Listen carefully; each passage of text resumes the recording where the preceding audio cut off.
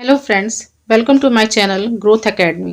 Friends, आज हम लोग मिनरल्स के बारे में पढ़ेंगे, तो चलिए शुरू करते हैं। Minerals minerals are inorganic substance that are found in soil and rocks. Minerals क्या होते हैं? एक इनऑर्गेनिक सब्सटेंस होते हैं। इनऑर्गेनिक मतलब होता है जिसमें कार्बन, हाइड्रोजन और ऑक्सीजन का कोई मेल नहीं होता है। और ये कहाँ पाए जाते हैं? सॉइल और रॉक्स यानी कि पत्थरों में पाए जाते हैं। Like vitamins, minerals are also necessary for our body in very small amount. Vitamins की तरह ही मिनरल्स भी हमारी बॉडी के लिए बहुत ज़रूरी है, पर थोड़ी मात्रा में। यानी कि मिनरल्स की हमारी बॉडी की ज़रूरत बहुत मिनिमम मात्रा में होती है। It made 4% of our body weight. ये हमारी बॉडी वेट का कितना होता है? कितना परसेंटेज होता है? 4% होता है। Minerals are also called protective food. इसे हम किसी और नाम से भी जानते हैं, प्रोटेक्टिव फूड के नाम से जानते हैं। इसका अर्थ है कि ये हमारी बॉडी की रक्षा करता है, मदद करता है, जैसे विटामिन हमारे बॉडी की रक्षा करता है। It is necessary in the formation of enzyme and hormones. ये बहुत ज़रूरी होता है हमारी बॉडी में एंजाइम और हार्मोन्स को बनाने के लिए। ये और भी ज़रूरी होता है किस चीज़ के लिए? Formation of blood and hydrochloric acid. हमारे बॉडी में ब्लड को बनाने के लिए और हाइड्रोक्लोरिक एसिड यानी HCl को बनाने के लिए भी ये बहुत ज़रूरी होता है। Proteins can not build muscles by themself. Protein अकेले मसल्स यानी मांस का निर्माण नहीं कर सकती हैं। They build muscles with the help of minerals. Protein को किसकी मदद की ज़रूरत पड़ती है? मिनरल्स की ज़रूरत पड़ती है बॉडी मास बनाने के लिए। Minerals are also present in water. Minerals और किसमें प्रेजेंट होते हैं? वाटर्स में। जो पानी हम पीते हैं उसमें भी क्या होता है? मिनरल्स प्रेजेंट होते हैं। It regulates respiration, heart beat and nerve impulses transmission. यानी कि ये किसको नियंत्रित करता है? रिस्पायरेशन, श्वसन को, हार्ट बीट को, दिल की धड़कन को, और नर्व इम्पल्सेस, जो नर्व हमारी गई होती है, सबको बैलेंस करने का काम करता है। ट्रांसमिशन यानी कि संचरण करने में नियंत्रण करने का काम करता है। आगे देखते हैं टाइप्स ऑफ मिनरल्स। मिनरल्स कितने प्रकार के होते हैं? मिनरल्स 2 प्रकार के होते हैं। पहला है हमारा मैक्रोन्यूट्रिएंट्स, दूसरा है हमारा माइक्रोन्यूट्रिएंट्स। मैक्रोन्यूट्रिएंट्स क्या होते हैं? Macronutrients are nutrients that the body needs in a large amount. ये वो पोषक तत्व होते हैं जिनकी शरीर को बड़ी मात्रा में ज़रूरत होते हैं। जैसे example calcium, potassium, phosphorus, sodium, chlorine, magnesium. Next देख लेते हैं micronutrients. Micronutrients are nutrients that the body needs in small amount. वे पोषक तत्व जिनकी शरीर को बड़ी थोड़ी मात्रा में ज़रूरत होती है, उसे हम क्या कहते हैं? माइक्रोन्यूट्रिएंट्स कहते हैं। एग्जाम्पल देख लेते हैं iron, iodine, cobalt, fluorine, molybdenum. Friends, यहाँ माइक्रो में एक जगह आई होगा, इसको सही कर लीजिएगा, टाइपिंग मिस्टेक हो गई है। एग्जाम पॉइंट व्यू से एग्जाम्पल्स बहुत इंपॉर्टेंट है, इनको एक बार देख लीजिएगा।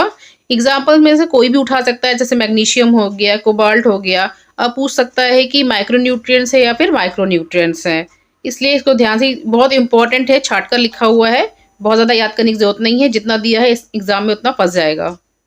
तो चलिए कुछ मिनरल्स देख लेते हैं जो एग्जाम में बार बार पूछे जाते हैं। कैल्शियम।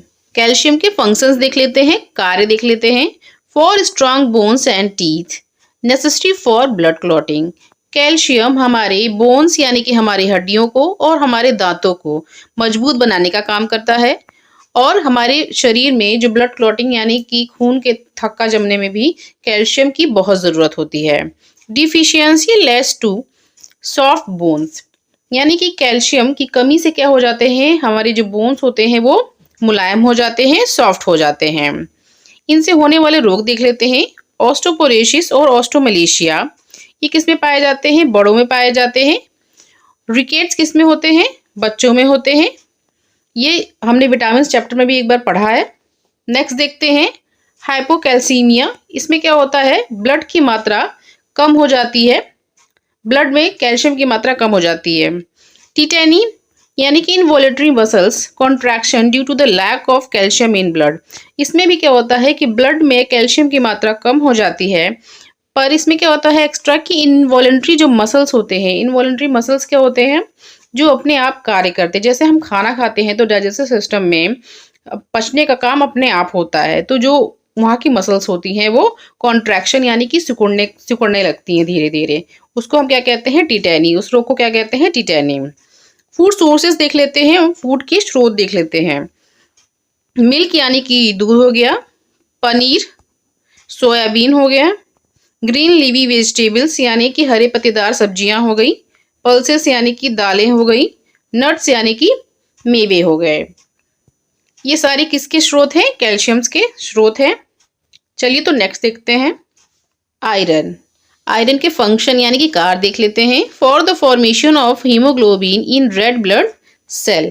हीमोग्लोबिन क्या है, ये एक प्रकार का प्रोटीन है जो रेड ब्लड सेल में पाया जाता है। यह रक्त को लाल रंग देने का काम करता है। डिफिशियंसी यानी उसकी कमी से होने वाले रोग देख लेते हैं। एनीमिया क्या है, एनीमिया। एनीमिया क्या होता है, जिसमें शरीर में खून की कमी हो जाती है। फूड सोर्सेज देख लेते हैं, उसके स्रोत देख लेते हैं कि आयरन हमें कहाँ कहाँ से मिलता है। ग्रीन लीफी वेजिटेबल्स यानी हरे पत्तेदार सब्जियों से मिलता है। स्पिनिच यानी कि पालक से मिलता है। पालक में आयरन की मात्रा सबसे ज्यादा पाई जाती है। ब्लैक ग्राम यानी कि उड़द का दाल या फिर काला चना भी इसे बोलते हैं, बीन्स से पाई जाती है, बीन्स में भी पाई जाती है। शीशम यानी कि तिल से भी पाई जाती है, तिल में पाई जाती है। टर्निप यानी कि शलजम में भी पाई जाती है। एग यानी अंडे में, फिश में यानी मछली में, फ्रूट्स यानी कि फलों में भी पाई जाती है। नट्स यानी कि मेवों में भी पाई जाती है। इन सभी में क्या होती है, आयरन की मात्रा बहुत ज्यादा पाई जाती है। चलिए तो नेक्स्ट देख लेते हैं, आयोडीन। आयोडीन को हम आई से रिप्रेजेंट करते हैं। इनके फंक्शन देख लेते हैं, कार्य देखते हैं। Small quantity for normal body growth यानी कि समान शरीर को वृद्धि के लिए आयोडीन की मात्रा थोड़ी जरूरत होती है। इनकी डिफिशियंसी यानी कि इसकी कमी से ग्वाइटर यानी कि घेंगा रोग हो जाता है। घेंगा रोग में क्या होता है कि जो हमारे गला होता है उसमें स्वेलिंग आ जाती है, यानी कि ये फूल जाता है। ठीक है, थायराइड जो ग्लैंड होता है यहाँ पर हमारे गले में, वो क्या होता है, वो फूल जाता है। इससे हमें एक और बीमारी होती है जिसको हम हाइपोथायरॉयडिज्म कहते हैं। वो भी क्या होती है, नमक की कमी के कारण होती है। फूड सोर्सेज देख लेते हैं।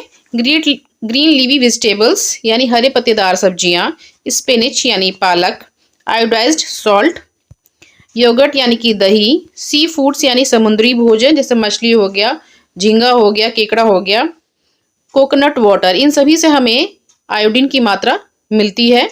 इन सभी को खाने से हमें आयोडीन की मात्रा मिलती है। चलिए तो नेक्स्ट देख लेते हैं, सोडियम। सोडियम को हम Na से रिप्रेजेंट करते हैं। फंक्शंस देख लेते हैं, कार्य देखते हैं। Controls body liquids. कंट्रोल यानी नियंत्रित करते हैं हमारी बॉडी के यानी हमारे शरीर के जितने भी लिक्विड्स होते हैं उसको नियंत्रित करने का काम करते हैं। बॉडी लिक्विड्स में हमारा ब्लड आ गया, हमारे सलाइवा आ गया, यूरिन आ गया, ये सब क्या है, वाटर आ गया हमारे बॉडी का, ये सब क्या है, बॉडी लिक्विड्स में ही आते हैं। इसको सोडियम क्या करता है, कंट्रोल करने का काम करता है। ब्लड को फ्लो करने में मदद करता है। नर्व इम्पल्सेस यानी कि जो हमारी तंत्रिकाएं जो गई हैं उनकी जो सूचनाएं होती हैं उनको कंट्रोल करने का काम करता है। एक्सेसिव, और अगर हमारी बॉडी में सोडियम की मात्रा ज़्यादा हो जाती है तो हमें कौन सा रोग हो जाता है, यानी कि हमारी बॉडी में हाई ब्लड प्रेशर हो जाता है। फूड सोर्सेस देख लेते हैं, फूड के स्रोत देख लेते हैं कि सोडियम हमें कहाँ कहाँ से मिलता है। सॉल्ट से यानी कि नमक से मिलता है। ग्रीन लीवी वेजिटेबल्स यानी कि हरे पत्तेदार सब्जियों से मिलता है, पालक से भी मिलता है। मिल्क यानी कि दूध से मिल सकता है। फिश यानी कि मछली से मिल जाता है। एग यानी कि अंडों से मिल जाता है। पिकल्स यानी कि अचार से भी मिल जाता है। इन सभी ये सब क्या है, सोडियम के स्रोत हैं। इन सब से हमें सोडियम हमें मिलता है। चलिए तो नेक्स्ट देख लेते हैं, पोटेशियम। पोटेशियम को हम के से रिप्रेजेंट करते हैं। इनके फंक्शन और कार्य देख लेते हैं। For the formation of new sales and tissues, यानी कि पोटेशियम नए सेल्स और टिश्यूज को बनने में मदद करता है, यानी कि नई कोशिकाओं और ऊतकों को बनने में मदद करता है। It is important in healing wounds, यह हमारे चोटों यानी कि घावों को भरने में मदद करता है। It helps to grow the brain tissues, acts as a tonic for brain, यह हमारे ब्रेन के लिए टॉनिक का काम करता है जो ब्रेन की वृद्धि में मदद करता है। फूड सोर्सेज देख लेते हैं, ये हमें कहाँ कहाँ से मिलता है। कैरेट यानी कि गाजर से भी मिलता है। ल्यूटिस यानी कि जिसको हम सलाद के रूप में यूज करते हैं। ऑनियन यानी कि प्याज। कुकुम्बर यानी खीरा। फ्रूट से भी हमें क्या मिलता है, पोटेशियम मिलता है। कोकोनट यानी नारियल से मिलता है। मिल्क यानी कि दूध से भी मिलता है। होल ग्रेन्स जैसे कि दाल, चावल, बाजरा, इन सभी से भी क्या होता है, हमें पोटेशियम की मात्रा मिलती है। चलिए तो नेक्स्ट देख लेते हैं। फॉस्फोरस। फॉस्फोरस को हम पी से रिप्रेजेंट करते हैं। इनके फंक्शन और कार्य देख लेते हैं। For utilising proteins in the body, यानी कि हमारे शरीर में प्रोटीन्स का उपयोग करने के लिए फॉस्फोरस की जरूरत पड़ती है। नेक्स्ट देखते हैं, formation and development of bones and teeth, यानी कि हमारे शरीर में हड्डियों और दांतों को बनने के लिए और उनके विकास के लिए भी फॉस्फोरस की जरूरत पड़ती है। फॉर ट्रांसफर ऑफ एनर्जी, और एनर्जी को एक सेल से दूसरे सेल्स में ट्रांसफर करने के लिए भी फॉस्फोरस की जरूरत पड़ती है। इनके फूड सोर्स देख लेते हैं, स्रोत देख लेते हैं, हमें कहाँ कहाँ से फॉस्फोरस मिलता है। मिल्क यानी कि दूध से मिलता है, पल्सेस यानी कि दालों से मिल सकता है, नट्स यानी कि मेवों से मिल सकता है, फ्रूट्स यानी फलों से मिल सकता है, फिश यानी मछलियों से मिल सकता है, मीट से मिल सकता है, एग योक यानी कि अंडे का जो पीला वाला भाग है उससे मिल सकता है, लीवर से मिल सकता है। इन सभी से हमें क्या, फॉस्फोरस की मात्रा मिल सकती है। चलिए तो नेक्स्ट देख लेते हैं, मैग्नीशियम। इसको हम Mg से रिप्रेजेंट करते हैं। फंक्शंस देख लेते हैं, कार्य देख लेते हैं। It provides flexibility to the body and elasticity to the muscles, ये हमारी बॉडी और मसल्स को लचीला बनाता है। It is important for muscles and nerves, ये हमारे मसल्स यानी कि बॉडी मास के लिए और नर्व्स यानी कि हमारे तंत्रिका तंत्र के लिए बहुत इंपॉर्टेंट है। चलिए तो इनके फूड सोर्सेज देख लेते हैं। ग्रीन लीवी वेजिटेबल्स यानी हरे पत्तेदार सब्जियां, सीरियल्स यानी कि अनाज, जिसमें गेहूं आ सकता है, राई आ सकता है, चावल आ सकता है, हमारा ओट्स आ सकता है, मेज आ सकता है, जौ आ सकता है, कोकोनट हो गया, इससे भी हमारे मैग्नीशियम मिलता है हमें। नट्स हो गए यानी कि मेवे हो गए, फ्रूट्स यानी कि फलों से भी, इन सब से हमें क्या मिलता है, मैग्नीशियम की मात्रा मिलती है। चलिए तो नेक्स्ट देख लेते हैं, जिंक। जिंक को हम Zn से रिप्रेजेंट करते हैं। फंक्शंस देख लेते हैं, कार्य देखते हैं। पहला है supports digestion of food. Zinc क्या करता है कि फूड यानी भोजन के डाइजेशन को यानी कि पचने में मदद करता है। It is important for production of DNA and proteins, DNA और प्रोटीन्स के प्रोडक्शन में मदद करता है, बनने में यानी कि मदद करता है। डिफिशियंसी कॉजेज, यानी कि जिंक की कमी से क्या हो जाता है, स्किन डिसऑर्डर हो जाता है, यानी कि स्किन की कई सारी बीमारियां हो जाती हैं, जैसे स्किन पे रैशेस हो जाना, स्किन पे यानी कि स्किन पे दाने निकल आना। दूसरा इसकी कमी से होने वाला रोग है डायबिटीज मिलेटिस, यानी जिसे हम नॉर्मली भाषा में शुगर बोल देते हैं। चलिए तो फूड सोर्सेज देख लेते हैं कि जिंक हमें कहाँ कहाँ से मिलता है। ग्रीन वेजिटेबल से मिलता है, यानी कि हरे पत्तेदार सब्जियों से मिलता है। बीन्स से मिल जाता है। पीनट्स यानी मूंगफली से मिल जाता है। नट्स यानी मेवों से मिल जाता है। फ्रूट्स यानी कि फलों से भी मिल जाता है। पल्सेस यानी कि दालों से मिल जाता है। ओट्स से मिल जाता है और सीड्स से मिल जाता है। सीड्स हो सकता है यानी कि कद्दू का बीज हो सकता है, अलसी का बीज हो सकता है, सनफ्लावर का बीज हो सकता है। इन सभी से हमें क्या होता है, जिंक की मात्रा मिलती है। फ्रेंड्स, हमने मेन मिनरल्स पढ़ लिया है जो एग्जाम में बार बार पूछे जाते हैं। अगर मेरी वीडियो अच्छी लग रही हो तो प्लीज़ इसे लाइक, शेयर एंड सब्सक्राइब ज़रूर करें।